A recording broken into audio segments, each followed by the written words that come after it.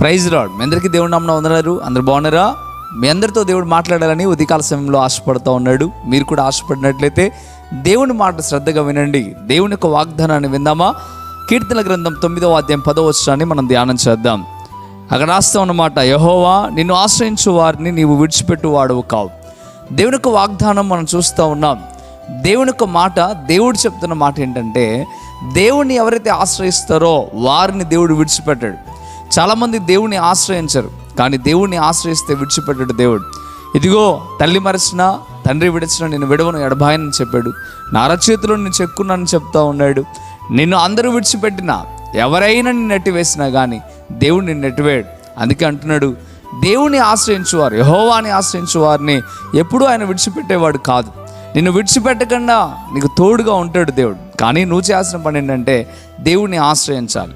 కోడి పిల్లలు తల్లి అయిన కోడి యొక్క రెక్కలను ఎలాగైతే ఆశ్రయిస్తాయో, మనం కూడా తండ్రి అయిన దేవుణ్ణి ఆశ్రయించడం చాలా ప్రాధాన్యం. ఎందుకంటే ఆశ్రయించినప్పుడే క్షేమం కలుగుతుంది, ఆశ్రయించినప్పుడే మనకు లాభం కలుగుతుంది, ఆశ్రయించినప్పుడే మనకు రక్షణ కలుగుతుంది. అందుకే ఒక మారు ఆలోచించండి, మీరు దేవుణ్ణి ఆశ్రయిస్తున్నారా లేదా ఒకసారి ఆలోచించండి. ఎవరైతే దేవుని దగ్గరికి వస్తారో వారిని దేవుడు త్రోసివేయడు. ఎవరైతే దేవుడిని నమ్ముకుంటారో వారి పక్షాన దేవుడు యాజమాడుతాడు.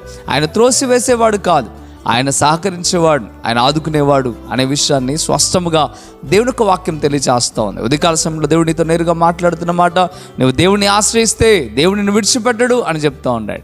ఇకనైనా దేవుడిని ఆశ్రయించు, దేవుడు తప్పక నీకు మేలు చేస్తాడు.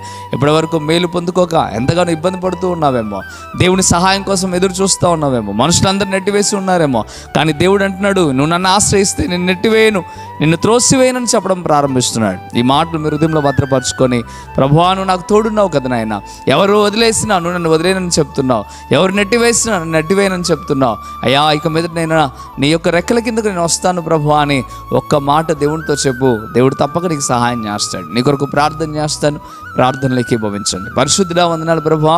ఈ ఉదయకాల సమయంలో స్పష్టముగా నీ ప్రజలతో నాతో మీరు మాట్లాడారు, అందుని బట్టి వందనాలు. నిజముగా మిమ్మల్ని ఆశ్రయించిన వారిని నెట్టివేసే దేవుడు కాదు అయ్యా. నేను నమ్ముకున్న దగ్గర నుండి ఎన్నో ఆపదలు, కష్టాలు, బాధలు, ఇరుకులు, ఇబ్బందుల్లో అయ్యా మీరు ఎప్పుడూ నన్ను నెట్టివేయలేదు, నీ ప్రజలు కూడా మీరు నెట్టివేయరు. అదే విధముగా మీరు మాట్లాడుతూ ఉన్నారు అయ్యా. ఉదయకాల సమయంలో తేటగా మీరు మాట్లాడుతూ ఉన్నారు. వారందరిని మీరు ఆశ్రయించి అయ్యా, వారందరూ మిమ్మల్ని ఆశ్రయిస్తుండగా మీరు సహాయము దయచేయండి అయ్యా. వారిని నేను మీ సహాయంతో నింపమని, బలపరిచి స్థిరపరచమని బ్రతిమలాడుతున్నాను. ఈ ఉదయకాలపు ఆశీస్సులు దీవెనల కుటుంబాల మీద ఉంచమని యేసయ్య నామములో మిక్కిలి బతిమలాడి పెట్టుకుంటున్నాము తండ్రి. ఆమేన్, ఆమేన్. ప్రియమైన బిడ్డలారా, ఈ యొక్క వాగ్దానం ద్వారా దేవుడు మీతో మాట్లాడినట్లయితే తప్పక వీడియోని లైక్ చేయండి. అంతేకాకుండా మీరు కృపా TV India YouTube channel subscribe చేసుకోకపోతే ఎక్కడైనా మీరు సబ్స్క్రైబ్ చేయండి.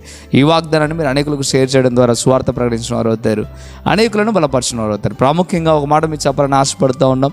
కొండ ప్రాంతాల్లో, మారుమూల ప్రాంతాల్లో పరిచర్య చేస్తూ ఉన్నాం కనుక మీరు ఈ పరిచయలో సహకరించాలని ఆశ మీకు ఉండినట్లయితే తప్పక మీరు మమ్మల్ని కన్సల్ట్ అవ్వండి. తప్పక మీకు అనేక విషయాలు తెలియజేస్తాం. ప్రభు మిమ్మల్ని, మీ కుటుంబాలను దీవించి ఆశీర్వదించును గాక. ఆమేన్. God bless you.